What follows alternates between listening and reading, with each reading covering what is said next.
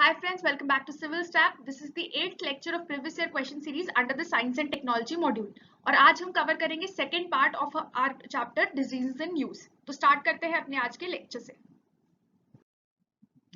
So friends, आपको पता है कि हमने साइंस एंड टेक्नोलॉजी को 7 चैप्टर्स में डिवाइड कर रखा है और पिछले 3 चैप्टर्स हमने अपनी वीडियोस में कवर कर रखे हैं. अगर आपने उन्हें नहीं देखा है तो जरूर देखें. और आज हम कवर करेंगे second part of disease in news का.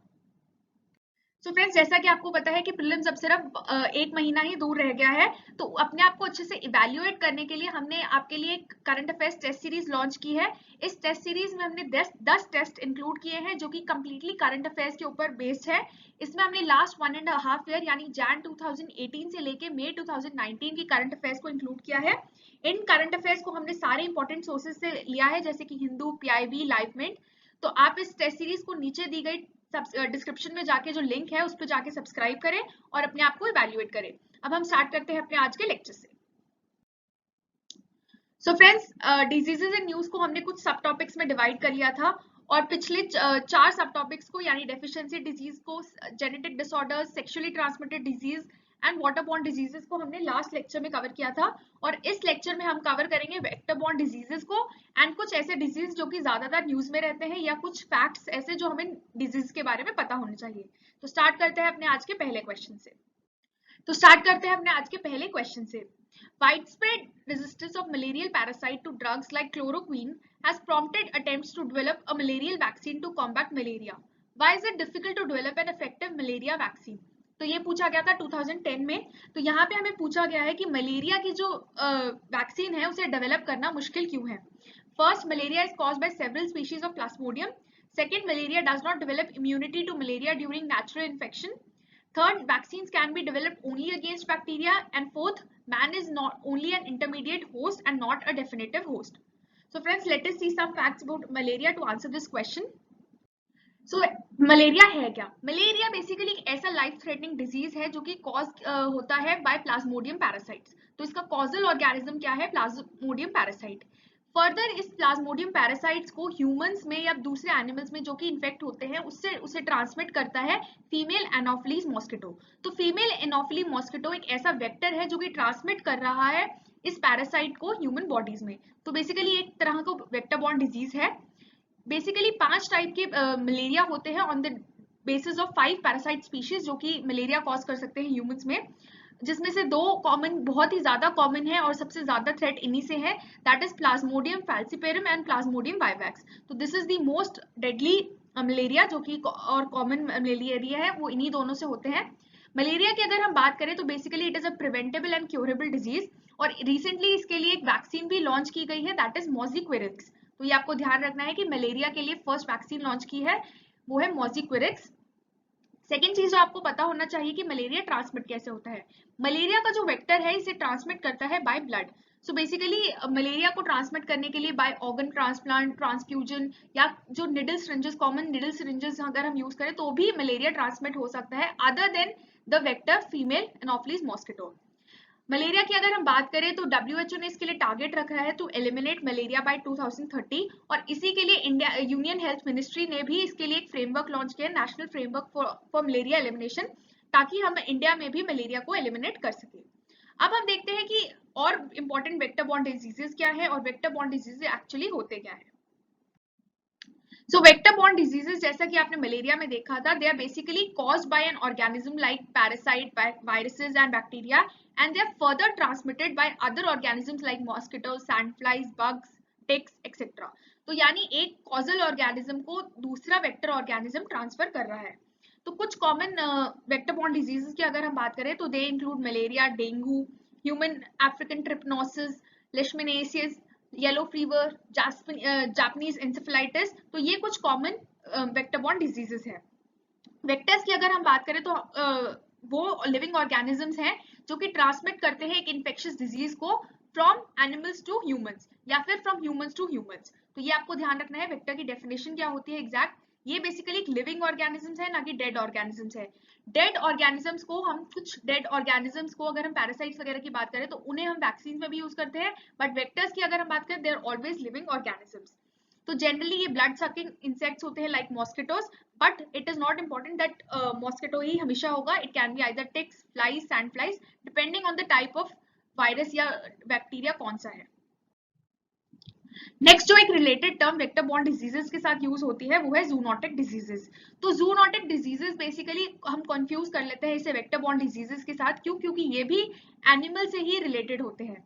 बट जूनोटिक डिजीजेस थोड़े अलग होते हैं वेक्टर बॉर्न डिजीजेस से. कैसे? वेक्टर बॉर्न जो है बेसिकली एक ट्रांसमिशन का वे है, लेकिन जूनोटिक डिजीजेस है बेसिकली एक टाइप ऑफ डिजीज. तो जो डिजीजेस एनिमल्स में होते हैं और वो बाद में ट्रांसमिट होते हैं ह्यूमंस को, उन्हें हम कहते हैं जूनोटिक डिजीजेस. लेकिन वेक्टर बॉर्न डिजीज जरूरी नहीं है कि हमेशा एनिमल्स में ही कॉज हो. तो सारे जनरली अगर ट्रेंड देखा गया है कि ज्यादातर जूनोटिक डिजीजेस जो होते हैं वो वेक्टर बॉर्न ही होते हैं, but they can also be airborne as well as food borne. तो ये आपको ध्यान रखना है कि जूनोटिक डिजीजेस जरूरी नहीं है कि हमेशा वेक्टर बॉर्न डिजीजेस ही हो. अब हम देखते हैं कुछ कॉमन वेक्टर बॉर्न डिजीजेस जो कि आजकल न्यूज में बहुत ज्यादा रह रहे हैं. सबसे पहले हमने देखा था मलेरिया. इसका कॉजल ऑर्गेनिज्म था प्लाज्मोडियम. इसका ट्रांसमिशन एजेंट जो था वो था फीमेल एनोफिलीज मॉस्किटो. इसके कुछ कॉमन सिम्टम्स है fever, chills, impaired consciousness, respiratory distress, abnormal bleeding, science of anaemia and jaundice.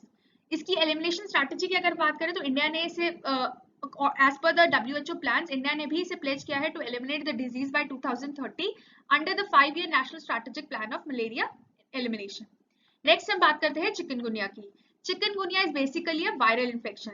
So plasmodium जो था ये बेसिकली वायरल नहीं था, पैरासाइट था. बट चिकनगुनिया जो है वो वायरल इन्फेक्शन के कारण होता है. बट इसका भी जो ट्रांसमिशन एजेंट है वो एक मॉस्किटो है, that is Aedes aegypti mosquito. और इसके सिम्टम्स क्या है? इसके सिम्टम्स है high fever, joint pain, joint swelling, headache, muscle pain, nausea and fatigue. इसकी अगर हम इसके क्योर की बात करें तो चिकनगुनिया का अभी तक कोई वैक्सीन या क्योर नहीं बन पाया है. सो बेसिकली इसके ट्रीटमेंट की अगर बात रहती है तो it is basically treatment is on the basis of the symptoms. तो जो सिम्टम्स आते हैं हम उसी को ट्रीट करते हैं. सो एज सच इसकी कोई अभी तक वैक्सीन या ट्रीटमेंट नहीं बनी है प्रॉपर. नेक्स्ट हम बात करते हैं येलो फीवर की. Yellow fever is again a viral disease. तो ये बेसिकली एक वायरल ऑर्गेनिज्म से होगा और इसका ट्रांसमिशन एजेंट भी है एडीज इजिप्टी फीमेल मॉस्किटो. इसके सिम्टम्स क्या है? इसके सिम्टम्स है fever, headache, jaundice, muscle pain, nausea, vomiting and fatigue. और एलिमिनेशन या उसकी वैक्सीन की बात करें तो हम yellow fever can be prevented by extremely effective vaccine which is safe and affordable. तो इसकी वैक्सीन अवेलेबल है अगर हम बात करें तो, और इसका क्योर भी अवेलेबल है. Some antiviral drugs can effectively cure yellow fever. Next हम बात करते हैं कालाजार की. कालाजार के और भी कुछ कॉमन नेम्स हैं लाइक लेशमेनियासिस, दमदम फीवर या ब्लैक फीवर. तो ये बेसिकली एक प्रोटोजोन पैरासाइट है लेशमेनिया, जिससे ये कॉज होता है लेशमेनियासिस. इसकी ट्रांसमिशन एजेंट की बात करें तो that is basically female sand fly. और इसके सिम्टम्स क्या है? इसके सिम्टम्स है fever, weight loss, fatigue, anaemia etcetera. Kala-azar की बात करें तो it is the second largest parasitic killer after malaria. और इसको प्रिवेंट करने के लिए अभी तक कोई प्रॉपर वैक्सीन बनी नहीं है, बट वैक्सीन की डेवलपमेंट अभी रिसर्च एंड ट्रायल फेजेस में चल रही है. नेक्स्ट हम बात करते हैं डेंगू की. Dengue is again a viral disease and it is caused by the transmission agent Aedes mosquito. इसके सिम्टम्स है fever, headache, vomiting, muscle and joint pain etcetera. इसकी वैक्सीन की अगर बात करें तो इसकी पहली अप्रूव्ड वैक्सीन तैयार हो गई है, दैट इज डेंगवैक्सिया, और इसे ब्राजील में लॉन्च भी किया जा चुका है. नेक्स्ट हम बात करते हैं जापानीज एन्सेफेलिटिस की. जापानीज एन्सेफेलिटिस जो है it is caused by the virus flavivirus की जो एक फैमिली है उससे कॉज होता है ये. और इसका ट्रांसमिशन एजेंट होता है क्यूलेक्स मॉस्किटो. तो यहाँ पे आपको याद रखना है it is not caused by Aedes aegypti mosquito but Culex mosquito. तो ये बाकी जो वायरल डिजीज है लाइक येलो फीवर, डेंगू, उनसे अलग हो जाता है. क्यों? क्योंकि इसका एजेंट जो है वो है क्यूलेक्स मॉस्किटो. इसके सिम्टम्स रहते हैं इन्फ्लेमेशन ऑफ ब्रेन. तो यानी ये ब्रेन को इफेक्टिव करता है. सबसे जो पार्ट जो मोस्ट अफेक्ट होता है इस डिजीज से वो है ब्रेन. और इसके क्योर की बात करें तो there is currently no cure for this disease, but इसकी एक वैक्सीन तैयार हो गई है और इसको हमने इंक्लूड भी किया है अपने universal immunisation programme of India में. नेक्स्ट हम बात करते हैं वेस्ट नाइल फीवर की. ये कॉज होता है बाय वेस्ट नाइल वायरस और इसे भी ट्रांसमिट करता है क्यूलेक्स मॉस्किटो. इसके इनिशियल सिम्टम्स जनरली विजिबल नहीं रहते, बट कुछ केसेस में सिम्टम्स होते हैं like headache, vomiting and rashes. तो अभी तक इसकी कोई प्रॉपर ह्यूमन वैक्सीन बन नहीं पाई है क्योंकि इसमें बहुत ज्यादा म्यूटेशंस हुए हैं और इसकी अभी तक कोई एक वैक्सीन प्रॉपर तैयार नहीं हो पाई है. सबसे पहले इस वायरस को डिस्कवर किया गया था युगांडा में 1937 और उसके बाद लेटेस्ट अगर बात करें तो इसको नॉर्थ अमेरिका में 1999 में भी ऑब्जर्व किया गया था। उसके बाद हम बात करते हैं एलिफेंटियासिस की, या इसका नाम फिलेरिया भी रहता है, on the name of causal organism जो इसे कॉज करता है, which is basically filarial worm called wuchereria. तो वुचीरिया के अलावा भी कुछ ऐसे वर्म्स हैं, फिलेरियल वर्म्स हैं जो इसे कॉज करते हैं, बट मेन जो है वो है वुचीरिया। इसका ट्रांसमिशन एजेंट भी मॉस्किटो रहता है और इसके भी इनिशियली कुछ सिम्टम्स ऑब्जर्व नहीं किए जाते, लेकिन बाद में it affects basically the lymph nodes, और इसलिए हम swelling in arms, legs, breast and genitals में भी हम इसे देख सकते हैं। तो ये इसके कुछ कॉमन सिम्टम्स हैं जो कि ऑब्जर्व किए जा सकते हैं। इसकी अगर हम प्रिवेंशन या क्योर की बात करें तो it can be treated, but अभी तक इसकी कोई प्रॉपर वैक्सीन बनी नहीं है, it is still in the developmental stages. So friends, ये थे कुछ हमारे इंपॉर्टेंट वेक्टर बॉर्न डिजीजेस जो कि आपको पता होना चाहिए। अब हम ट्राई करते हैं अपने क्वेश्चन को आंसर करने की। तो wide spread resistance to malarial parasite to drugs like chloroquine have prompted attempts to develop a malarial vaccine. तो क्योंकि एक इसका प्रॉपर क्योर नहीं बन पा रहा है मलेरिया की, तो इसलिए हम ट्राई कर रहे हैं कि मलेरिया हो ही ना, तो उसे प्रिवेंट करने के लिए हम मलेरियल वैक्सीन डेवलप करना चाहते हैं। लेकिन अभी तक ये प्रॉपर मलेरियल वैक्सीन जो है, एक इफेक्टिव मलेरियल वैक्सीन डेवलप नहीं हो पाया है। दो मॉजिक्विरिक्स अब डेवलप हो चुका है, but still it has not been implemented fully. तो इसके रीजंस क्या हैं? First, it is caused by several species of Plasmodium. Second, it does not develop, man does not develop immunity to malaria during natural infection. Third is vaccines can be developed only against bacteria. And fourth, man is only an intermediate host. So, आपको पता है कि man जो है एक intermediate host नहीं होता, बल्कि एक डेफिनेटिव होस्ट होता है। इंटरमीडिएट होस्ट होता है मॉस्किटो। तो फोर्थ ऑप्शन तो डायरेक्टली इनकरेक्ट है। और वैक्सीन चाहे वो बैक्टीरियल हो चाहे वो वायरल डिजीज हो, सबके अगेंस्ट डेवलप हो जाती है। तो सी और डी ऑप्शन तो डायरेक्टली इनकरेक्ट है, और इसलिए इसका आंसर होगा या तो ए या फिर B. A answer is correct option. क्यों? क्योंकि ऐसा नहीं है कि मलेरिया के अगेंस्ट इम्यूनिटी डेवलप नहीं हो सकती। innate immunity can be developed against malaria. So B option भी इनकरेक्ट रहेगा, इसका आंसर होगा A। तो क्योंकि प्लाज्मोडियम की बहुत सारी वेराइटीज हैं, like falciparum and other 5 species of plasmodium can cause malaria, तो इसलिए इसका आंसर रहेगा A। नेक्स्ट क्वेश्चन देखते हैं। Mission Indradhanush launch by the government of India pertains to A, immunization of children and pregnant women, B, construction of smart cities across the country, C, India's own search for Earth-like planets in our outer space, and D, new educational policy। तो हमें बताना था कि mission इंद्रधनुष इनमें से किससे related है। ये पूछा गया था प्रीलिम्स 2016 में। So let us see what is mission Indradhanush. So friends, this mission Indradhanush is basically a sub part of universal immunization program. और ये इम्यूनाइजेशन प्रोग्राम जो है वो स्टार्ट हुआ था 1985 में, और इसे हमने फेज मैनर में धीरे धीरे एक्सटेंड किया ताकि हम all districts of the country को कवर कर सके। And this is the largest health programme of the world. इस प्रोग्राम के अंडर हमने 12 डिजीजेस के लिए वैक्सीन तैयार किए हैं, या उसको हम बच्चों को देते हैं। तो इसमें कौन कौन से डिजीजेस कवर है? सबसे पहले है tuberculosis, diphtheria, pertussis that is the whooping cough, tetanus, poliomyelitis, measles, hepatitis, diarrhoea, Japanese encephalitis, rubella, pneumonia, pneumococcal diseases. तो ये सारे डिजीजेस जो है वो इस प्रोग्राम के अंडर कवर है। और इस मिशन इंद्रधनुष को हमने लॉन्च किया था as part of universal immunisation programme in 2014, just to fast track the universal immunisation programme. इस मिशन के अंदर हम एम करते हैं to increase the immunisation coverage by 90% by 2018। तो मिशन इंद्रधनुष की अगर हम बात करें, its objective is to achieve full immunisation coverage by 2020। तो यानी 2020 तक हमें फुल इम्यूनाइजेशन कवरेज लेनी है। और इसके अंदर टारगेटेड ग्रुप कौन सा है? इसके टारगेटेड ग्रुप है children up to the age of 2 years and pregnant women. तो इनकी इम्यूनाइजेशन का हमने टारगेट किया है। तो इनिशियली जब ये मिशन स्टार्ट हुआ था 2014 में, तो इसमें 7 वैक्सीन इंक्लूडेड थी, और 2016 में 4 और वैक्सीन इसके अंदर कवर की गई। तो अब ये जो 4 वैक्सीन है, ये सारी डिस्ट्रिक्ट्स में ना होकर कुछ ही स्टेट्स या कुछ ही डिस्ट्रिक्ट्स में अवेलेबल है जहां पे ये डिजीजेस ज्यादा कॉमन है। और इसमें 4 डिजीजेस में कौन सी आती है? That is rubella, Japanese encephalitis, injectable polio vaccine and rotavirus. तो ये जो वैक्सीन है या डिजीजेस हैं, ये कुछ ही स्टेट्स में है, तो इसलिए हमने ये वैक्सीन भी कुछ ही स्टेट्स में लॉन्च की है। तो अगर आपसे पूछा जाए कि mission Indradhanush covers all parts of this country, तो ये गलत है, क्योंकि इसके अंदर कुछ वैक्सीन जो है वो सारी स्टेट्स को कवर ना करके कुछ ही स्टेट्स को कवर कर रही हैं। नेक्स्ट जो इसका जो फर्दर मिशन इंद्रधनुष को एक्सटेंड किया गया इन 2017 bye launching intensified mission Indradhanush. तो IMI को लॉन्च किया गया एज अ सब पार्ट ऑफ मिशन इंद्रधनुष, और इसके अंदर हमने इसका जो टारगेट ग्रुप है, it is basically to cover all the left outs and the drop outs in the selected districts and urban areas. तो यानी जो बच्चे रह गए हैं इन मिशन इंद्रधनुष, वहां पे हम उन बच्चों को कवर करेंगे इस मिशन इंटेंसिफाइड मिशन इंद्रधनुष में। तो जो बच्चे रह गए थे या ड्रॉप आउट हो गए थे, उनको हम यहाँ पे कवर करेंगे। और दो इसका टारगेट ग्रुप 2 इयर्स के बच्चे ही है, लेकिन on demand up to 5 years तक के बच्चों को इसके अंदर वैक्सीन दी जाती है। तो ये आपको ध्यान रखना है इंटेंसिफाइड मिशन इंद्रधनुष के बारे में। अब हम देखते हैं कुछ इंपॉर्टेंट टर्म्स जो कि हमें पेपर में पूछी जा सकती है। तो इम्यूनाइजेशन एक्चुअली होता क्या है? इम्यूनाइजेशन बेसिकली एक ऐसा प्रोसेस है जहाँ पे पर्सन को इम्यूनिटी दी गई है, उसकी रेजिस्टेंस इंक्रीज की जाती है बाय गिविंग हिम वैक्सीन और बाय अदर एरियाज। तो वैक्सीन क्या है? ये बेसिकली एक ऐसा सब्सटेंस है जो कि स्टिमुलेट करता है बॉडी के खुद के इम्यून सिस्टम को जब भी उस पर कोई इन्फेक्शन या डिजीज उस पर अटैक करता है, तो वो होती है वैक्सीन। और वैक्सीन देने के प्रोसेस को हम कहते हैं वैक्सीनाइजेशन। तो इम्यूनाइजेशन जो है वो बेसिकली एक प्रोसेस टू इंक्रीज इम्यूनिटी है, वैक्सीन जो है वो एक एक्सटर्नल एजेंट होता है। इम्यूनाइजेशन जो है वो इम्यूनिटी को इंक्रीज करती है, और इम्यूनिटी एक्चुअली क्या होती है? It is basically the ability of body to protect against all the foreign bodies.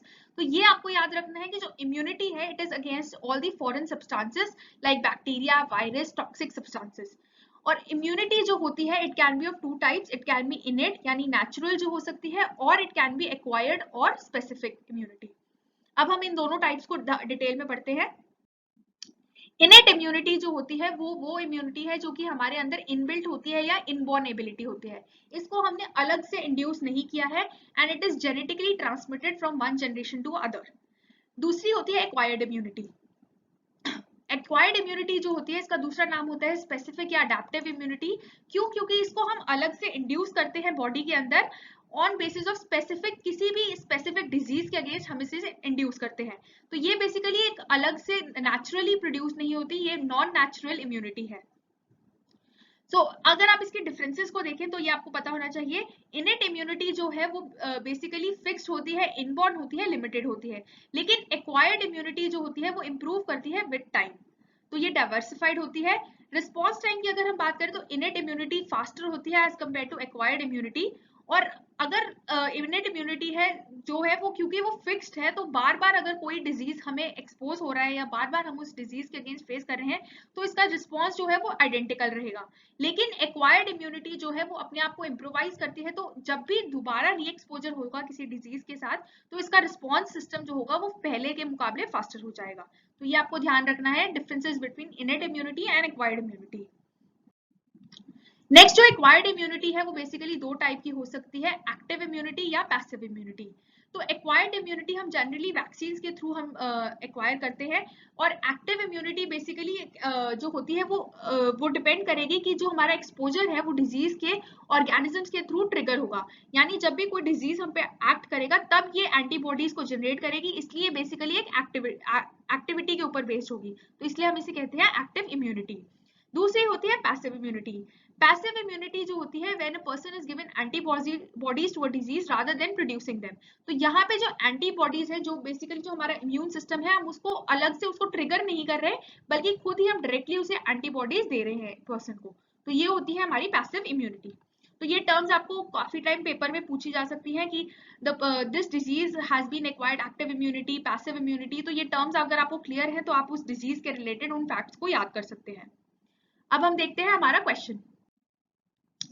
हमें क्वेश्चन में पूछा गया था जो मिशन इंद्रधनुष है वो किसके रिगार्डिंग है।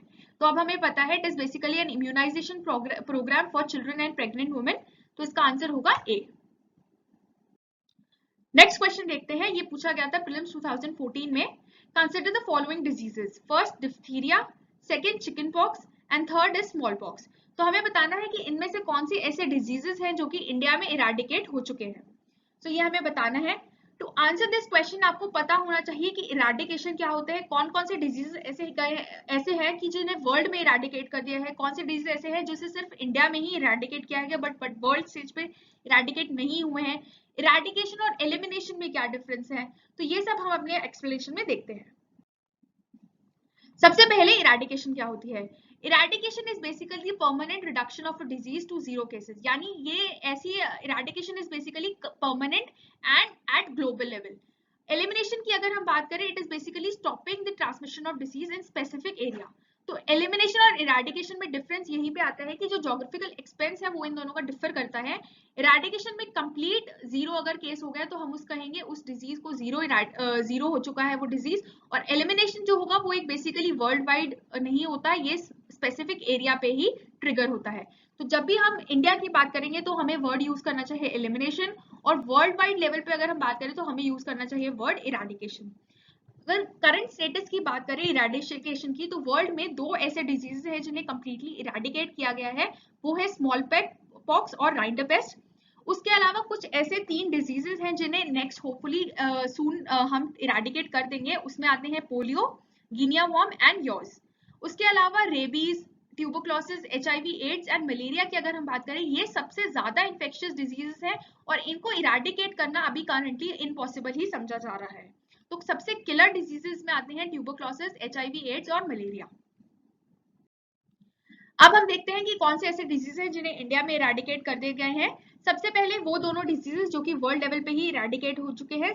First is small pox.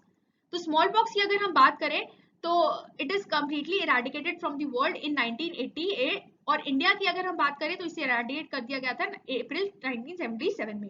जो स्मॉल पॉक्स होता है basically it is caused bye viruses, और इट इज एक्सक्लूसिवली जो ये सिर्फ ह्यूमंस को इन्फेक्ट करता है, एनिमल्स को इन्फेक्ट नहीं करता है। इसकी सिम्टम्स की अगर हम बात करें, इसके सिम्टम्स इंक्लूड करते हैं फीवर, वॉमिटिंग, रैशेस एक्सेट्रा। अब आपको ये जानने की जरूरत नहीं है क्योंकि स्मॉल पॉक्स इरेडिकेट हो गया, तो generally examiner does not ask it's symptoms and it's transmission mechanisms, but फिर भी हम इन्हें एक बार देख लेते हैं। तो अगर इसके ट्रांसमिशन मैकेनिज्म की बात करें तो it is transmitted via air droplets, यानी ये बेसिकली एयरबॉर्न डिजीज है। उसके बाद हम बात करते हैं राइंडर पेस्ट की। राइंडर पेस्ट बेसिकली कैटल प्लेग है और इसे भी इरेडिकेट कर दिया गया है। ये सिर्फ कैटल पे रिस्ट्रिक्ट नहीं है, ये जो डिजीज है it can be transmitted to other animals also like antelopes, bush pigs, giraffe, sheeps and goats. इसकी सिम्टम्स की अगर हम बात करें, it includes diarrhoea, fever, irritation of nose and eyes etcetera. और इसके अगर स्प्रेडिंग की बात करें तो it is spreaded via droplets of air droplets के थ्रू ये स्प्रेड हो सकता है, and also through the excretion of animal. तो ये इसकी स्प्रेडिंग का मैकेनिज्म है। नेक्स्ट हम बात करते हैं गिनिया वॉर्म की। गिनिया वॉर्म जो डिजीज है it has been eradicated in India in year 2000, but world level पे अभी इसे इरेडिकेट नहीं किया गया है। ये जो डिजीज है बेसिकली एक पैरासिटिक इन्फेक्शन है और ये कॉज होता है बाय ड्रिंकिंग कंटामिनेटेड वाटर। तो अगर हम पैरासिटिक इन्फेक्शन से जो कंटामिनेटेड वाटर है उसे ड्रिंक कर लेंगे तो हमें गिनिया वॉर्म हो सकता है, और इसके सिम्टम इंक्लूड करते हैं वॉमिटिंग एंड डिजीनेस। नेक्स्ट हम बात करते हैं ट्रैकोमा की। India was declared trachoma free in year 2000, और ये बेसिकली एक बैक्टीरियल इन्फेक्शन है। This is basically cause by poor environmental and personal hygiene, यानी अगर हमारा इन्वायरमेंट जो है वो क्लियर नहीं है, हमारी हाइजीन अच्छी नहीं है, तो हमें ये ट्रैकोमा वायरस हो सकता है। और जो ऑर्गन इससे मेनली इन्फेक्ट होता है वो होती है हमारी आईज। सो कॉर्नियल ब्लाइंडनेस का सबसे मेजर रीजन रहता है ट्रैकोमा। अब लेकिन इंडिया में की अगर हम बात करें तो India has been declared free from trachoma by the WHO in year 2017। Next है यॉर्स। ये यॉर्स जो है इंडिया में रिमूव हो गया था इन 2016। ये भी अगेन एक बैक्टीरियल इन्फेक्शन है और वर्ल्ड लेवल पे इसे इरेडिकेट नहीं हुआ है। WHO targets to eradicate this disease by 2020। तो ये जो डिजीज है this basically affects our skin, cartilages and bones, and it spreads by direct contact with the fluid of the infected person. तो ये आपको कुछ फैक्ट्स हैं जो कि यॉर्स के बारे में पता होना चाहिए। नेक्स्ट है मिटरनल एंड न्यूनेटल टेटनस। तो ये बेसिकली एक सब टाइप है टेटनस का, and India was declared free from MNT in 2050।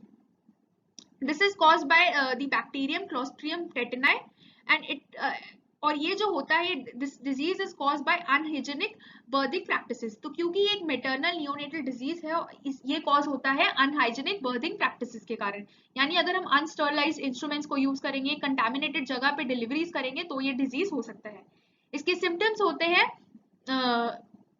Tightening of facial and jaws muscles and difficulty in feeding. तो ये जो न्यूबॉर्न बेबीज में है ये मैटरनल एंड न्यूनेटल डिजीजेस हो सकते हैं और ये इसके कुछ सिम्टम्स हैं। तो ये कुछ उसके अलावा इंडिया में एक और इम्पोर्टेंट डिजीज है जो कि इराडिकेट हो गया है, वो है पोलियो। अब हम देखते हैं पोलियो क्या है। सो पोलियो जो है बेसिकली एक वायरल डिजीज है and it mainly affects our nervous system and our muscle system. तो इसके कारण पैरालिसिस भी हो सकती है। Currently there is no cure for polio but it can be prevented by giving vaccines to children up to 5 years of age। तो अगर हमें प्रॉपर वैक्सीन दी गई है तो हम पोलियो के अगेंस्ट प्रिवेंशन ले सकते हैं। पोलियो के बेसिकली तीन मेन स्ट्रैंड्स है जो कि पोलियो वायरस के अभी तक दिए गए हैं, that is type 1, type 2 and type 3। Type 2 की अगर हम बात करें तो it has been eradicated from the globe from the world in 1999 और बाकी के जो 2 टाइप्स है that is still available in India या ऑन वर्ल्ड लेवल। इंडिया की अगर हम बात करें तो इंडिया को कंप्लीटली हमने पोलियो वायरस फ्री डिक्लेयर कर दिया है, बट वर्ल्ड लेवल की अगर हम बात करें तो वर्ल्ड में अभी भी 3 ऐसी कंट्रीज हैं जहां पे पोलियो है। उसमें आती है पाकिस्तान, अफगानिस्तान और नाइजीरिया। तो जब तक ये 3 कंट्रीज में से पोलियो एलिमिनेट नहीं होगा तो world can not be declared polio free. Polio की अगर हम बात करें तो पोलियो वैक्सीन बहुत ज्यादा न्यूज में रहती है। तो पोलियो की basically we are using trivalent vaccine for polio. पहले जो पोलियो के लिए वैक्सीन यूज होती थी वो थी ओरल पोलियो वैक्सीन। अब लेकिन जो वैक्सीन यूज हो रही है वो है इनएक्टिवेटेड पोलियो वैक्सीन। ऐसा क्यों? ऐसा इसलिए बिकॉज पोलियो जो है अब काफी हद तक इरेडिकेट हो गया है, लेकिन फिर भी पोलियो दोबारा रीजनरेट हो रहा है। कैसे? Because people are suffering from vaccine derived polio virus. तो वैक्सीन डिराइव्ड पोलियो वायरस में क्या होता है, इनिशियली हम कुछ पर्सन को पोलियो जो ओपीवी वैक्सीन थी उसमें हम पर्सन्स को लाइव पोलियो वायरस देते थे कुछ माइन्यूट अमाउंट में, ताकि उनकी जो इम्यूनिटी है वो जनरेट हो सके। लेकिन इसके कारण क्या हो रहा था, जो लोग वैक्सीन नहीं ले रहे थे उनके अंदर vaccine derived polio virus transmit हो रहा था। तो इसलिए अब हमने इनएक्टिवेटेड पोलियो वैक्सीन देना शुरू किया है जिसमें हम डेड वायरसेस को यूज करते हैं। तो ये आपको ध्यान रखना है कि इंडिया में अब जो है आईपीवी वैक्सीन स्टार्ट हो गई है rather than OPV vaccine. So now let us try to answer the question. हमें पूछा गया था कौन से ऐसे डिजीजेस हैं जिनको इंडिया में इरेडिकेट कर दिया गया है। सबसे पहला था डिफ्थीरिया, सेकंड था चिकन पॉक्स और थर्ड था स्मॉल पॉक्स। तो इनमें से ऐसा सिर्फ एक ही ऐसा डिजीज है जो कि इंडिया लेवल पे इरेडिकेट किया गया है, वो है स्मॉल पॉक्स। तो इसका आंसर होगा B, that is 3 only. So friends, जब भी आप कोई क्वेश्चन पढ़े या कोई भी डिजीज पढ़े तो कुछ ऐसे फैक्ट्स हैं जो कि आपको डिजीज के बारे में पता होना चाहिए। उसमें से इरेडिकेशन और एलिमिनेशन स्टेटस जरूर ध्यान रखना। अब हम देखते हैं अपना नेक्स्ट क्वेश्चन। नेक्स्ट क्वेश्चन है रिलेटेड टू जीका वायरस और ये क्वेश्चन पूछा गया था प्रीलिम्स 2018 में। तो यहाँ पे हमें 2 स्टेटमेंट्स दी गई हैं। सबसे पहले, in tropical regions Zika virus disease is transmitted by the same mosquito that transmits dengue, and second, sexual transmission of Zika virus disease is also possible. तो हमें बताना है कि इन चारों ऑप्शन में से करेक्ट ऑप्शन कौन सा है on the basis of these 2 statement. So let us see what is Zika virus. Zika virus is basically a mosquito borne flavivirus family disease से जो बिलोंग करता है, उस डिजीज से ये जीका फीवर होता है।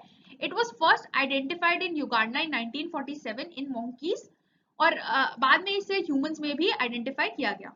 This is basically a mosquito borne disease जो कि होता है from Aedes इजिप्टी mosquito that also transmits chikungunya, dengue and yellow fever. तो आपको ध्यान रखना है कि जो एडिस इजिप्टी मॉस्किटो है उससे और भी डिजीजेस जो है वो ट्रांसमिट हो सकते हैं अदर देन जीका वायरस। इसके सिम्टम्स की अगर हम बात करें तो it includes mild fever, rashes, conjunctivitis, muscle and joint pen, headache etcetera. उसके अलावा अगर हम बात करें तो प्रेग्नेंट विमेन्स में भी जीका वायरस जो है वो ट्रांसमिट हो सकता है and it can lead to microcephaly in newborn babies. तो माइक्रोसिफिली में क्या होता है, जो हमारा ब्रेन का जो हेड का जो साइज होता है वो इंक्रीज हो जाता है नॉर्मल साइज से।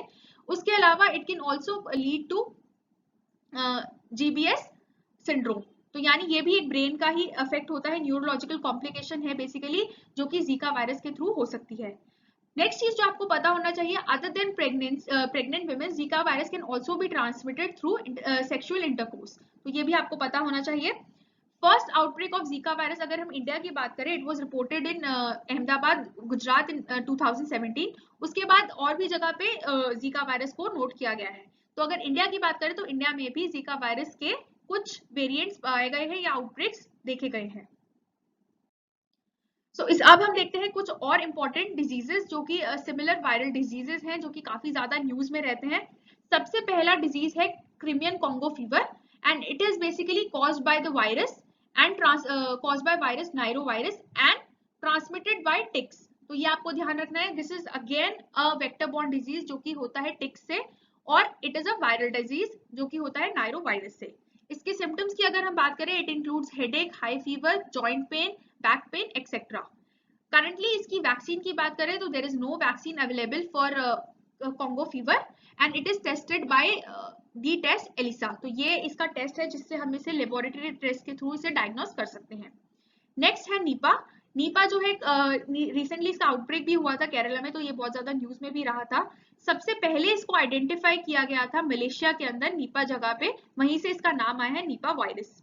तो ये बेसिकली अगेन एक जूनोटिक वायरस है जो कि सबसे पहले एनिमल्स में देखा गया था एंड इसका नेचुरल होस्ट रहता है फ्रूट बैट्स। उसके अलावा और भी एनिमल्स में से देखा गया है, लाइक बैट्स, पिग्स में भी देखा गया है।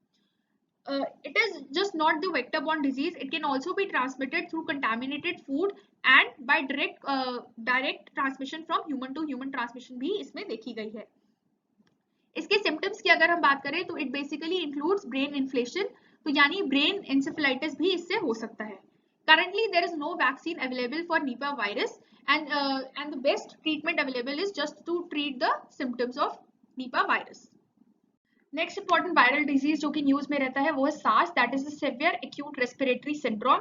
This is again a viral disease और ये होता है कोरोना वायरस से। तो कोरोना वायरस जो है वो बेसिकली 6 वेरिएंट्स होते हैं, लेकिन इससे 2 मेन डिजीजेस जो कि ज्यादा न्यूज में रहते हैं वो है सार्स और MERS। तो ये आपको ध्यान रखना है। सार्स की अगर हम बात करें, it is transmitted by air droplets like coughing and sneezing and it can also transmit through human contact, यानी human to human transmission can also be there in SARS. इसके symptoms की अगर हम बात करें, it includes flu like symptoms in early stages और बाद में it can also include diarrhea, dry coughing, shortness of breath, etc. Currently there is no cure or vaccine for SARS and the first major outbreak of SARS जो epidemic था वो outbreak था इसका वो हुआ था 2004 में। उसके बाद हम बात करते हैं MERS की। MERS was first reported in Saudi Arabia in 2012. It is again a viral respiratory disease and is caused by coronavirus. It is basically caused by exposure to infected animals or animal products. It can also transmit through human to human infections. इसके अगर हम symptoms की बात करें तो it includes fever, cough, shortness of breath and pneumonia. उसके बाद अगर इसकी क्योर या वैक्सीन की बात करें तो there is no vaccine to prevent MERS corona virus infection. और ये बेसिकली ट्रीटमेंट की बात करें तो कुछ एंटीवायरल ड्रग्स ऐसे हैं जिसकी हेल्प से इसे ट्रीट किया जा सकता है। उसके बाद हम बात करते हैं ह्यूमन पैपिलोमा वायरस की। This basically affects the skin and is basically can also be transmitted through sexual contact. इसके सिम्टम्स की अगर हम बात करें तो it is symptoms like itching, genital warts, तो ये इसके कुछ सिम्टम्स हैं। और इसके there is no currently cure for HPV but it can be prevented through some vaccines अगर हम HPV इन्फेक्शन की बात करें तो। नेक्स्ट हम बात करते हैं वेस्ट नाइल वायरस की। It was first isolated in a woman in West Nile district, तो उसी से उसका नाम आया वेस्ट नाइल वायरस डिजीज। उसके बाद इससे नेक्स्ट फर्स्ट देखा गया युगांडा में। और इंडिया की अगर हम बात करें तो इंडिया में से नोटिस किया गया था in 1956 in Kerala. It is basically transmitted through culex mosquitoes और ये जो वायरस है it belongs to the family flavivirus. तो ये आपको ध्यान रखना है, फ्लैवीवायरस फैमिलीज के बहुत सारे डिजीजेस जो है वो न्यूज में रहते हैं। तो this can be a statement that this West Nile virus is also caused by flavivirus disease as some other diseases. तो सिम्टम्स की अगर हम बात करें तो सिम्टम्स सिमिलर होते हैं बाकी वायरल फीवर्स के, like fever, headache, skin rashes, तो ये इसके कुछ सिम्टम्स हैं। Currently there is no vaccine available for West Nile virus. Next है काइजनॉर फॉरेस्ट वायरस, जो कि सबसे पहले आइसोलेट किया गया था काइजनॉर फॉरेस्ट में, जो कि कर्नाटका में है, तो वहीं से इसका नाम पड़ा है काइजनॉर फॉरेस्ट वायरस। इसका दूसरा नाम रहता है monkey fever. This is again a zoonotic disease जो कि सबसे पहले मंकीज में देखा गया था और ये डिजीज भी फ्लैवीवायरस फैमिली को ही बिलोंग करता है। उसके अलावा इसके अगर हम एनिमल्स या होस्ट जिसको ये इफेक्ट करता है उसमें देखें तो इट अफेक्ट्स रोडेंट्स, श्यूज, मंकीज, और इसका जो ट्रांसमिशन एजेंट है या ट्रांसमिटिंग एजेंट है वो है टिक्स। तो यहाँ पे अनलाइक वेस्ट नाइल वायरस जो कि मॉस्किटो से ट्रांसमिट हो रहा था, this is spreaded by ticks. इसके सिम्टम्स की बात करें तो it includes high fever, bleeding from the nasal cavity, throat, gums, and gastrointestinal bleeding.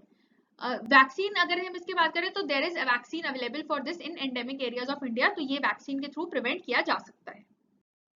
सो ये कुछ इंपॉर्टेंट वायरल डिजीजेस है जो कि न्यूज में रहते हैं other than Zika virus.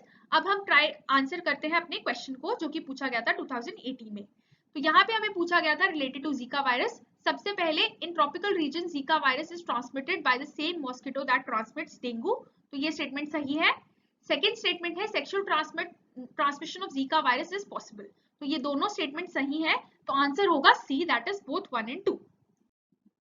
Next question देखते हैं। According to WHO the disease which causes the death of the largest number of people today is first ads, tuberculosis, malaria या फिर इबोला। तो दो ये क्वेश्चन 1996 में पूछा गया था, बट हम इसका आंसर करेंगे on the basis of current available statistics, ताकि आपको अभी के स्टैटिस्टिक्स के अकॉर्डिंग अगर ये क्वेश्चन रिपीट होता है तो आपको इसका आंसर पता हो। सो अगर हम टॉप किलर डिजीजेस की बात करें करंटली, अगर 2016 या डेटा की बात करें तो उसमें से सबसे ज्यादा जो किलर डिजीजेस हैं उनमें आते हैं हार्ट डिजीज या आइस्केमिक हार्ट डिजीजेस। तो अभी अगर हम बात करें 54% of the death in world are caused by non communicable diseases like cardiovascular diseases, respiratory diseases, diabetes and cancer. तो अभी जो मैक्सिमम टॉप 10 किलर डिजीजेस की बात करें तो उसमें जो डिजीज आते हैं वो मेनली नॉन कम्युनिकेबल डिजीजेस रहते हैं rather than the communicable contagious diseases like AIDS या मलेरिया। तो ये आपको ध्यान रखना है। सेकेंड फैक्ट अगर आपको याद रखना है वो ये कि अगर हम कंटेजियस या वायरल इंफेक्शन की बात करें तो उसमें सबसे ज्यादा किलर डिजीजेस आते हैं मलेरिया, ट्यूबरक्लोसिस और HIV। इन तीनों में भी सबसे ज्यादा जो डिजीज हमें अफेक्ट करता है वो है ट्यूबरक्लोसिस। तो ट्यूबरक्लोसिस को हम डिटेल में देख लेते हैं एक बार। क्योंकि हमने आपको बता दिया है कि अगर हम कम्युनिकेबल डिजीजेस की बात करें तो उसमें ट्यूबरक्लोसिस सबसे पहले नंबर पे रहता है, और बाकी जो है वो है मलेरिया और पोलियो, जिन्हें हम पहले ही डिस्कस कर चुके हैं, तो हम उन्हें यहाँ पे डिस्कस नहीं करेंगे। अभी हम सिर्फ ट्यूबरक्लोसिस या टीबी को डिस्कस करेंगे। This is basically caused by bacteria that is Mycobacterium tuberculosis, और ये अफेक्ट करता है बेसिकली हमारे रेस्पिरेटरी सिस्टम को, यानी हमारे लंग्स को। It is curable and preventable, and अगर इसकी ट्रांसमिशन की बात करें तो इसमें ह्यूमन टू ह्यूमन ट्रांसमिशन बहुत ज्यादा जल्दी होती है, and it is spread by air. It is basically an airborne disease, तो ड्रॉपलेट इन्फेक्शन के थ्रू इसे ये स्प्रेड होता है। अगर इसकी इन्फेक्शन की बात करें तो this basically is more infectious than HIV virus, and it kills 20 to 30 times more people are killed by TB rather than HIV।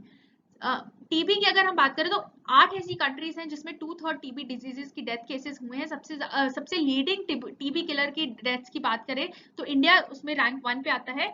Second is China, third Indonesia, followed by Philippines, Pakistan, Nigeria, Bangladesh and south Africa. तो ये 8 top 10 countries हैं जहां पे tuberculosis maximum देखा गया है। Tuberculosis की अगर हम बात करें तो इनिशियल जो वैक्सीन थी वो अब ट्यूबरक्लोसिस के अगेंस्ट अपनी प्रिवेंशन नहीं दे पा रही हैं। क्यों? क्योंकि बहुत सारे ट्यूबरक्लोसिस के ऐसे वेरिएंट आ गए हैं जो कि रेजिस्टेंस है इन बैक्टीरिया को, तो एंटी माइक्रोबियल रेजिस्टेंस बहुत ज्यादा देखी गई है टीबी में, तो इसलिए मल्टी ड्रग रेजिस्टेंट ट्यूबरक्लोसिस बहुत ज्यादा आजकल कॉमन हो गया है। रिसेंटली ऐसे बहुत सारे वेरिएंट देखे गए हैं जो कि आर्कटिक रीजन में ऐसे वेरिएंट्स देखे गए हैं जो कि एमडीआर के टीबी के वेरिएंट्स देखे गए हैं। जो फर्स्ट लाइन ऑफ ड्रग्स, अगर टीबी से कोई भी ऐसा टीबी है जो कि फर्स्ट एंटीबायोटिक से प्रिवेंट नहीं हो सकता, that is isoniazid and rifampicin से प्रिवेंट नहीं हो पाता, उन्हें हम कहते हैं that is the MDR TB. MDR TB की हम बात करें तो it can be cured by second line of drugs that includes bedaquiline and delamanid. तो ये जो ड्रग्स हैं ये बहुत ज्यादा न्यूज में रहते हैं, इसलिए हमें इन्हें डिस्कस किया है। बाकी डिजीज की अगर हम बात करें तो वहां पे हमने ड्रग्स को इतना ज्यादा डिस्कस नहीं किया था, क्योंकि उनकी जो ड्रग्स है वो ज्यादा न्यूज में नहीं रहते हैं। और जो diseases second line of drug से भी क्योर ना हो सके, जिन्हें हम बिल्कुल भी अभी तक उनका क्योर नहीं आया है, that includes XTR TB, that is extensively drug resistance TB. तो ये बहुत ही कम कॉमन है, लेकिन ये भी अब धीरे धीरे बढ़ने लग गया है। तो ये है वो फैक्ट्स जो बता रहे हैं कि टॉप 10 डिजीजेस एज पर 2016। सबसे ज्यादा लेटेस्ट है आइस्केमिक हार्ट डिजीज, उसके बाद स्ट्रोक्स, उसके बाद पल्मोनरी डिजीज, फिर रेस्पिरेटरी इन्फेक्शन, उसके बाद है अल्जाइमर, उसके बाद है ट्रेकिया, फिर डायबिटीज एंड फिर है diarrhoeal diseases and finally tuberculosis. तो ये आपको ध्यान रखना है, अगर कम्युनिकेबल डिजीजेस की बात करें तो उसमें रेस्पिरेटरी डिजीज और ट्यूबरक्लोसिस सबसे ज्यादा रहते हैं, और नॉन कम्युनिकेबल डिजीजेस की अगर हम बात करें तो उसमें हार्ट डिजीजेस मेजर डेथ के रीजन है। तो अब हम अपने क्वेश्चन को आंसर करते हैं. So now let us try to answer our question. According to WHO, which disease causes the maximum death as of today? सबसे पहला है एड्स, सेकेंड है ट्यूबरक्लोसिस, थर्ड है malaria and fourth is Ebola. तो अगर current statistics के इन option के according अगर हम जाएं तो इसमें से आंसर होगा बी, दैट इज ट्यूबरक्लोसिस. वैसे अगर ओवरऑल डिजीजेस की बात करें तो उसमें नॉन कम्युनिकेबल डिजीजेस लीड करते हैं, लेकिन according to these options answer होगा बी, दैट इज ट्यूबरक्लोसिस. पहले जो था मैक्सिमम किलर डिजीज आता था, पैरासिटिक डिजीज आता था, वो होता था एड्स, और अब उसकी जगह ले ली है ट्यूबरक्लोसिस ने. अब हम अपना नेक्स्ट क्वेश्चन देखते हैं. नेक्स्ट क्वेश्चन है related to H1N1 virus. H1N1 virus is sometimes mentioned in news with reference to which one of the following diseases? A, AIDS, B, bird flu, C, dengue या फिर D, swine flu. तो basically H1 virus जो है वो basically influenza disease होता है और बहुत टाइप के इन्फ्लुएंजा डिजीजेस जो है वो न्यूज में रहते हैं. तो अब हम देखते हैं इन्फ्लुएंजा क्या होते हैं, उसके डिफरेंट टाइप ऑफ वेरिएंट्स क्या होते हैं, क्या होता है ये H1N1 by seeing the explanation. सबसे पहले इन्फ्लुएंजा क्या होता है. इन्फ्लुएंजा या फिर फ्लू जो है एक कॉमन वायरल डिजीज है जिसके इट कैन बी माइल्ड और सिवियर. तो ये जैसे जैसे ये वायरल की इन्फेक्शन बढ़ेगी it can turn to severe also. इसके सिम्टम्स की अगर हम बात करें, it symptoms include high fever, running nose, sore throat, muscle pain, headache, coughing, sneezing and fatigueness. तो ये इसके कुछ कॉमन सिम्टम्स है. इसके अगर स्प्रेडिंग मैकेनिज्म की बात करें तो it is spread by airborne mechanism, यानी ड्रॉपलेट इन्फेक्शन के थ्रू ये स्प्रेड होता है. It can also spread by contact and it is kind of a communicable disease. Influenza virus की अगर हम बात करें तो it is basically an RNA virus, not a DNA virus. And जो आरएनए वायरस है ये, उसके 4 कॉमन वेरिएंट्स हैं जो कि होते हैं, that is influenza virus A, influenza virus B, influenza virus C and lastly influenza virus D. तो ये 4 वेरिएंट्स हैं. अब हम इनको पढ़ते हैं. सबसे पहले हम बात करते हैं इन्फ्लुएंजा वायरस ए की. ये सबसे ज्यादा कॉमन इन्फ्लुएंजा वायरस है जो कि बहुत ज्यादा कॉमनली देखा गया है. इससे ह्यूमंस और एनिमल्स दोनों में देखा गया है. ह्यूमंस की अगर बात करें तो इसके थ्रू कुछ कॉमन डिजीजेस रहे हैं जो कि ज्यादा न्यूज में रहते हैं. सबसे पहले H1N1. H1N1 के रिलेटेड 2 कॉमन डिजीजेस रहे हैं न्यूज में, वो है Spanish flu and swine flu. दूसरा हम बात करते हैं H2N2 की, जिसे हम एशियन फ्लू भी कहते हैं. नेक्स्ट है H3N2 जिसे हांगकांग फ्लू भी कहा गया है. नेक्स्ट है H5N1 जो कि एक बर्ड फ्लू या एवियन फ्लू भी कहा जाता है उसे. नेक्स्ट है H7N7 जो कि बहुत ही कम न्यूज में रहा है, but this is again a zoonotic disease. तो ये कुछ कॉमन ऐसे इन्फ्लुएंजा वायरस रिलेटेड डिजीजेस हैं जो कि न्यूज में रहे हैं. नेक्स्ट हम बात करते हैं इन्फ्लुएंजा वायरस बी की. This basically exclusively infects human and is very less common than influenza A. उसके बाद आता है influenza virus C, which can affect both humans as well as animals, but is very less common in as compared to influenza virus A. उसके बाद आता है influenza virus D, which affects pigs and cattle, यानी इसके human traces जिसके बहुत कम potential अभी तक देखा गया है, and it only affects animals. तो ये इसकी ह्यूमन एपिडेमिक्स अभी तक नहीं देखे गए हैं. नेक्स्ट हम बात करते हैं ऐसे कुछ कॉमन इन्फ्लुएंजा वायरस ए डिजीजेस की जो कि ज्यादा न्यूज में रहे हैं. उसमें से सबसे ज्यादा पहले न्यूज में रहा है वो है बर्ड फ्लू या एवियन फ्लुएंजा. इसके 2 कॉमन वेरिएंट्स हैं जो कि सर्कुलेट होते हैं. सबसे पहला है H5N1 और दूसरा है H7N1. तो ये दोनों इन्फ्लुएंजा टाइप ए वायरस को इंक्लूड करते हैं, but they differ on the basis of pathogenity. जो H5N1 है वो ज्यादा पैथोजेनिक है as compare to H7N1. H5N1 क्योंकि ज्यादा पैथोजेनिक है, तो अगर इसका वेरिएंट एनिमल्स में पाया जाता है तो वो ज्यादा जल्दी उनके चांसेस है कि वो डाई आउट कर जाए या उनको ट्रीट करना और भी ज्यादा मुश्किल रहता है. H7N1 इनकी अगर हम बात करें तो इट वाज ये दोनों ही वायरस सबसे पहले चाइना में फाइंड किए गए थे. H5N1 जो था वो 1996 में आइसोलेट किया गया था और H7N1 जो है वो चाइना में आइसोलेट किया गया था इन 2013. तो ये है रिलेटेड टू बर्ड फ्लू. उसके बाद हम बात करते हैं स्वाइन फ्लू की. Swine flu is again a viral disease और इसका जो नाम आया है फ्रॉम स्वाइन फ्लू, क्यों? क्योंकि ये सबसे पहले डिटेक्ट किया गया था इन पिग्स. उसके बाद ये बहुत ज्यादा ह्यूमंस में भी इसे पाया गया. इन 2009 जो है ह्यूमन आउटब्रेक बहुत ज्यादा हुआ. सबसे कॉमन वेरिएंट जो स्वाइन फ्लू का रहता है वो है H1N1, but it can also B caused bye H1N2, H2N1, H3N1, H3N2 and H2N3. तो ये आपको ध्यान रखना है, सिर्फ H1N1 ही स्वाइन फ्लू की कैटेगरी में नहीं आता है, बाकी डिजीजेस भी स्वाइन फ्लू की कैटेगरी में आ सकते हैं। It is basically spread by airborne droplets like coughs and sneezes. उसके अलावा by touching the infected person's saliva, contact और skin to skin contact के थ्रू भी इसे ट्रांसमिट किया जा सकता है। It can be treated by antiviral medicines. सबसे ज्यादा जो US centre for disease control ने रिकमेंड की हैं इसके लिए जो ज्यादा न्यूज में रहती हैं वो हैं दो medicine, that is Tamiflu and Relenza. तो ये दोनों ड्रग्स भी आपको याद रखने हैं apart from the tuberculosis drugs, क्योंकि ये भी बहुत ज्यादा न्यूज में रहते हैं। लास्ट है Spanish flu. Spanish flu is again a variant of H1N1, जो कि सबसे पहला इसका आउटब्रेक हुआ था 1918-1919 में, और इसको प्रिवेंट करने के लिए कोई भी वैक्सीन अभी तक डेवलप नहीं हुई है। This also spread by airborne disease mechanism. तो ये थे कुछ इंपॉर्टेंट इन्फ्लुएंजा वायरसेस जो कि ज्यादा न्यूज में रहते हैं। Now let us try to answer our question. तो हमारा क्वेश्चन था related to H1N1 virus which is seen in news. तो हमें बताना है कि इनमें से कौन सा ऐसा H1N1 वायरस है। फर्स्ट है एड्स, तो एड्स जो है वो H1N1 वायरस की कैटेगरी में नहीं आता है।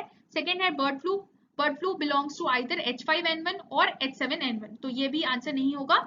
सी इज डेंगू, तो dengue is also dengue virus से होता है, नॉट H1N1 वायरस, तो ये भी गलत है। And last is swine flu, so this is the correct option. क्यों? क्योंकि स्वाइन फ्लू बहुत सारी कैटेगरीज में होता है जिसमें से एक वेरिएंट है H1N1, तो इसका आंसर होगा डी।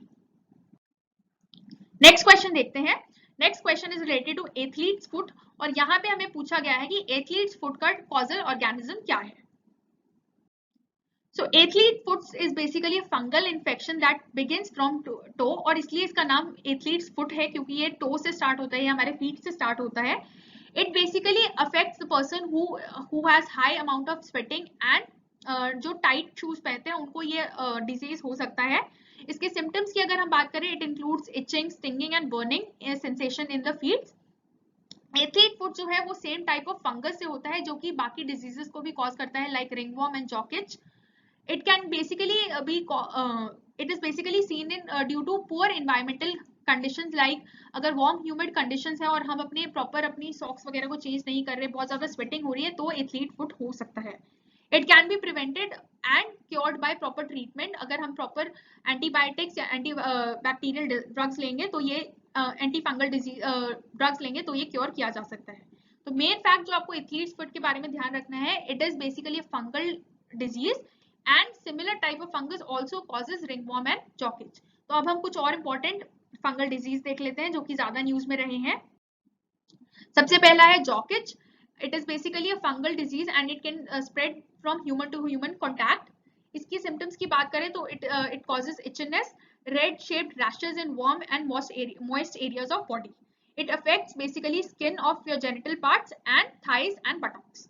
उसके बाद है रिंगवॉर्म या डर्मेटोफाइटोसिस। ये होता है बाय यूजिंग पब्लिक अगर हम यूटिलिटीज को यूज कर रहे हैं तो उसके थ्रू रिंगवॉर्म हो सकता है। रिंगवॉर्म का जो नाम है आपको ये याद रखना है, though it has worm in its name, it is not a parasitic worm और a worm related disease but a fungal disease. तो रिंगवॉर्म के लिए आपको दो इसके नाम में वॉर्म आ रहा है, but it is not a worm disease but a fungal disease. और इसका नाम इसलिए रिंगवॉर्म रखा गया है क्योंकि it leads to circular shape ring shape जो है बॉडी पे रैशेस हो जाते हैं, इसलिए इसे रिंगवॉर्म कहा जाता है। It basically affects our skin. Next है mycosis. Mycosis is again a fungal infection, but इसे ज्यादा एनिमल्स में देखा गया है as compare to humans. It can be treated with proper antibiotics. So ये जो होता है it happens when white blood cells called T cells grow out of control in a body। यानी ये बेसिकली अगर हमारे बॉडी में WBCs की जो क्वांटिटी है वो बढ़ जाती है तो ये फंगल इन्फेक्शन हो सकता है and it again affects our skin। तो ये थे कुछ important fungal infection. Now let us try to answer the question। So हमें बेसिकली एथलीट्स फुट का कॉजल ऑर्गेनिज्म पूछा गया था, whether it is bacteria, fungus, protozoa और नीमोटोड। तो इसका आंसर होगा बी, दैट इज फंगस। क्यों? क्योंकि एथलीट्स फुट जो है वो एक फंगल डिजीज है। So friends, we have covered now most of the important diseases that are in news. उसके अलावा कुछ और ऐसे डिजीजेस हैं जिनके बारे में आपको पता होना चाहिए, अब उनको भी देख लेते हैं। फर्स्ट है डायप्थीरिया। डायप्थीरिया जो है एक बैक्टीरियल डिजीज है और कॉज होता है कॉर्नीबैक्टीरियम डिप्थीरिया से। इसके सिम्टम्स है, it affects the mucous membranes of your nose and throats and causes sore throat, fever, swollen glands and weakness. ये जो डिप्थीरिया है it is also been included in mission Indradhanush. तो ये इसके बारे में आपको ध्यान रखना है कि जो डिप्थीरिया है it has been included in mission Indradhanush. Next है पर्ट्यूसिस या whooping cough. It is again a contagious respiratory disease that is caused by bacterium Portadella pertussis। तो ये भी बैक्टीरियल डिजीज है और इसे भी हमने मिशन इंद्रधनुष में इंक्लूड किया है। उसके बाद है टेटनस या lockjaw. It is caused by bacterium clostridium tetani and it causes, इसका नाम लॉकजॉ इसलिए है because it causes stiffness in the jaw muscles and neck muscles, तो इसलिए इसका नाम लॉकजॉ भी है। It can be cured and prevented by the vaccine. तो इससे भी हमने मिशन इंद्रधनुष में इंक्लूड किया है। आपको वो डिजीजेस खासतौर पे याद रखने हैं जो कि हमने मिशन इंद्रधनुष के अंदर इंक्लूड किया है। नेक्स्ट डिजीज है plague. Plague is basically a bacterial disease that is transmitted to humans by fleas. इसके सिम्टम रहते हैं स्वॉलन लिम्फ, उसके अलावा fever, chills, headache, fatigue and muscle aches. It can be treated with strong antibiotics. और plague की अगर हम बात करें तो इंडिया में पहले इंडिपेंडेंस से पहले प्लेग बहुत ही कॉमन डिजीज रहता था। तो आपने सुना होगा कि एक ब्यूबोनिक प्लेग था जिसके कारण कांग्रेस ने अपना जो सेशन है वो भी शिफ्ट कर दिया था। तो plague was very common in pre independence era. उसके बाद आता है pneumonia. Pneumonia is basically a lung infection disease and it can start with either bacterial, viral और फंगल इन्फेक्शन। बट इसका सबसे कॉमन सोर्स क्या रहता है? इसका कॉमन सोर्स रहता है द बैक्टीरिया स्ट्रेप्टोकोकस निमोनियाई। उसके बाद इसके सिम्टम्स रहते हैं fever, chill, cough and sputum, cough with sputum. Pneumonia की अगर हम बात करें it can again be treated. उसके बाद आता है लेप्रेसी। लेप्रेसी का दूसरा नाम है Hansen's disease. It can be caused by the bacteria mycobacterium leprae. तो ये आपको ध्यान रखना है, जो लेप्रेसी है वो भी एक बैक्टीरियल डिजीज है and it affects our skin and the nervous system. तो ये दूसरी चीज है जो आपको ध्यान रखनी है। उसके अलावा अगर लेप्रेसी की बात करें तो इसके लेप्रेसी के रिलेटेड बहुत ज्यादा डिस्क्रिमिनेशन रिलेटेड इशू भी ज्यादा रहता है। सो इसलिए इंडिया ने national leprosy eradication programme start कर रखा है। और अर्लियर लेप्रेसी की बात करें क्योंकि इट वाज बेसिकली इसके अगेंस्ट स्टिग्मा रहता था, डिस्क्रिमिनेशन रहती थी, तो ये बेसिकली एक सोर्स ऑफ एक क्लू रहता था जिसके थ्रू पार्टनर्स जो थे वो डाइवोर्स भी ले सकते थे। लेकिन according to the latest Supreme Court verdict leprosy can no longer be the criteria for taking divorces. तो ये आपको ध्यान रखना है। उसके बाद आता है measles. Measles is again a contagious disease that is caused by a virus. तो आपको याद रखना है जो मीजल्स है that is a viral disease. It starts with cough, running nose, red eyes and fever. और बाद में इसके रैशेस जो होते हैं वो पूरी बॉडी में ट्रांसमिट हो सकते हैं। This is again included in mission Indradhanush. उसके बाद आता है इसके अंदर जो मिशन इंद्रधनुष की अगर हम बात करें तो मीजल्स की एक कंबाइंड वैक्सीन है, MMR वैक्सीन जो होती है मीजल्स, रुबेला और मम्स की। तो वो आपको ध्यान रखना है कि जो हमने यूनिवर्सल इम्यूनाइजेशन प्रोग्राम बनाया है उसके अंदर मीजल्स जो है वो इंक्लूडेड है। उसके बाद हम बात करते हैं रुबेला या जर्मन मीजल्स की। This is caused bye rubella virus और सबसे ज्यादा जो ये होता है it is seen in pregnant women's. उसमें जो होता है प्रेग्नेंट वुमेन्स में जो इसका माइल्ड इन्फेक्शन होता है वो बहुत ज्यादा सीरियस हो जाता है। क्यों? क्योंकि जो प्रेग्नेंट वुमेन में होता है this passes on to the new born infant babies and causes congenital rubella syndrome. तो इस रुबेला सिंड्रोम से क्या होता है? It basically affects the foetus and the eyes, ears of the newborn baby। तो इसके कारण क्या होता है? Sometimes the brain size of the child also increases, जैसे हेड इन्फ्लेशन हो जाती है, माइक्रोसिफली हो सकती है, मेंटल रिटार्डेशन हो सकती है। तो ये सारे इश्यूज हो सकते हैं newborn babies. Rubella can be prevented with rubella vaccine और इसको हमने अपने जो मिशन इंद्रधनुष प्रोग्राम है उसमें भी हमने रुबेला वैक्सीन को स्टार्ट किया है। बट ये जो रुबेला वैक्सीन है ये कुछ ही स्टेट्स में या कुछ ही डिस्ट्रिक्ट्स में हम इसे दे रहे हैं अभी। उसके बाद लास्ट डिजीज है leukaemia. Leukaemia is basically a problem of production in leucocytes, यानी जो हमारे व्हाइट ब्लड सेल्स है उसकी प्रोडक्शन में प्रॉब्लम आने लगती है। It is basically a type of cancer that affects blood as well as bone marrow. तो ये आपको ध्यान रखना है। तो it can only be treated with bone marrow transplants और इसका कोई सोर्स ऑफ ट्रीटमेंट अभी तक नहीं है। So it is basically difficult to treat. So these were some important diseases. अब हम कुछ लास्ट सेट ऑफ क्वेश्चंस देख लेते हैं जो कि मिक्स्ड सेट ऑफ डिजीजेस से बने हैं। So now let us try to answer some questions जो कि कॉमन डिजीजेस के रिलेटेड पूछे गए हैं। अब हमने सारे इंपॉर्टेंट डिजीजेस पढ़ लिए हैं तो हम इन क्वेश्चंस को आंसर आसानी से कर सकते हैं। सबसे पहला क्वेश्चन पूछा गया था 1997 के प्रीलिम्स में। This is again match the following kind of question. तो यहाँ पे हमें दो लिस्ट दी गई हैं। सबसे पहली लिस्ट में चार डिजीजेस दिए गए हैं और सेकंड लिस्ट में हमें दिए गए हैं the organs it can affect. तो हमें बताना है कि कौन सा डिजीज कौन से ऑर्गन को अफेक्ट करता है। सबसे पहले है malaria. Malaria basically affects our blood vessels, तो ए का आंसर तो 5 होगा। इस तरीके से हम सी को तो डायरेक्टली एलिमिनेट कर सकते हैं। उसके बाद आता है फिलेरिया। फिलेरिया जो है वो अफेक्ट करता है लिम्फ नोड को, इसलिए इसका नाम होता है लिम्फेटिक फिलियरियोसिस भी इसका नाम है। तो बी का ऑप्शन होगा 4। तो अब हमारे पास रह गए हैं ऑप्शन बी और डी। नेक्स्ट देखते हैं एंसिफिलिटिस।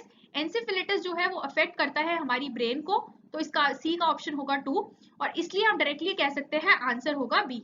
ल्यूकेमिया की अगर हम बात करें it affects a bone marrow, तो जो बी ऑप्शन है that is malaria affects blood vessels, filaria affects the lymph nodes, encephalitis affects the brain and leukemia affects the bone marrow. So B option will be the correct answer. Next question देखते हैं जो इस question में है। This is again a match the following type of question, लेकिन यहाँ पे हमें डिजीज और उसका कॉजल ऑर्गेनिज्म दिया है।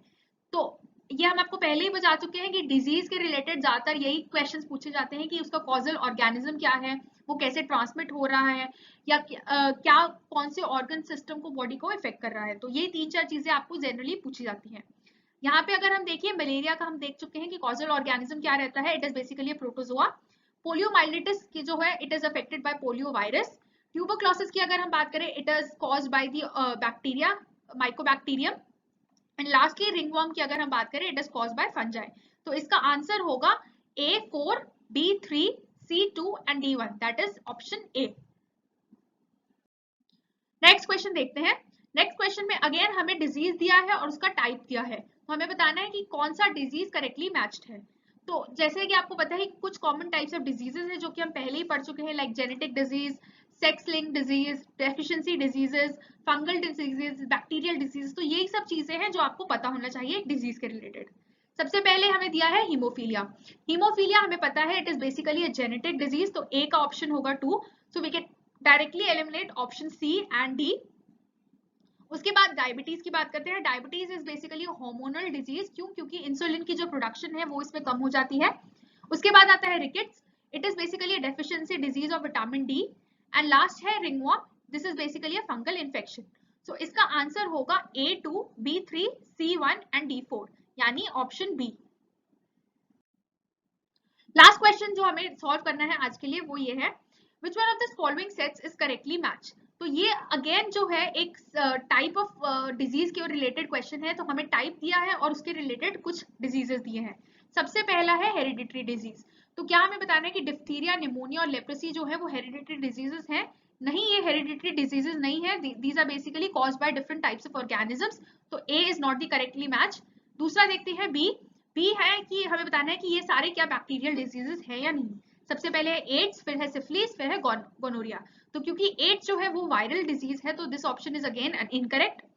थर्ड देखते हैं colour blindness, haemophilia, sickle cell anaemia, and इसका आंसर दिया है सेक्स लिंक्ड। तो ये सारे diseases genetic order sex linked based diseases हैं, तो ऑप्शन 3 हमें लग रहा है कि सही है। एक बार फोर्थ भी चेक कर लेते हैं। फोर्थ में हमें दिया है polio, Japanese encephalitis and plague. तो क्योंकि प्लेग जो है वो एक वायरल डिजीज ना होकर बैक्टीरियल डिजीज है, तो फोर्थ वुड बी इनकरेक्ट और हमारा आंसर होगा B, that is only 3 is correctly matched. So friends, that was all related to questions related to diseases. अब 2 क्वेश्चंस आपके होमवर्क है। सबसे पहला क्वेश्चन जो आपको ट्राई करना है, ये पूछा था प्रीलिम्स 1995 में। यहाँ पे हमें एक स्टेटमेंट दी गई है, एक डिजीज को डिफाइन किया गया है, आपको बताना है कि वो डिजीज कौन सा है।